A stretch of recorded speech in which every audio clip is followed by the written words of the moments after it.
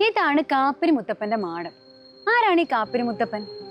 പലർക്കും പല കഥകളാണ് പറയാനുള്ളത്. അതിലൊന്നാണിത്. ആഫ്രിക്കയിൽ നിന്ന് പോർച്ചുഗീസുകാർ കൊണ്ടുവന്ന അടിമകളാണ് കാപ്പിരികൾ. കാഫിർ എന്ന അറബി വാക്കാണ് പിന്നീട് കാപ്പിരികളായി മാറിയത്. 17-ാം നൂറ്റാണ്ടോടു കൂടിയാണ് കാപ്പിരികൾ കേരളത്തിൽ കൂടുതലായി കാണാൻ തുടങ്ങിയത്. 1663 പറങ്കികളുടെ കേരളത്തിലെ ആധിപത്യം ഡച്ചുകാർ പിടിച്ചെടുത്തതോടുകൂടി സമ്പത്തിന്റെ വലിയൊരു ഭാഗം ഇവിടുന്ന് കൊണ്ടുപോകാൻ പോർച്ചുഗീസുകാർക്ക് സാധിക്കില്ലായിരുന്നു. വലിയ ഭിത്തികൾക്കുള്ളിലും വലിയ കുഴികളിലുമായി നിധിയും മറ്റു സമ്പത്തും നിക്ഷേപിച്ച കൂട്ടത്തിൽ അടിമകളായ കാപ്പിരികളെ അവർ ജീവനോടെ അടക്കം ചെയ്തു.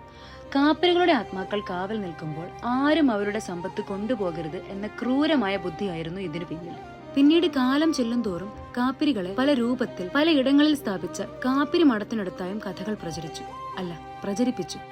ചരിത്രം പരിശോധിച്ചാൽ ഈ മൂടിവെക്കപ്പെട്ട നിധി ആർക്കും തന്നെ കിട്ടിയതായി എവിടെയും രേഖപ്പെടുത്തിയിട്ടില്ല.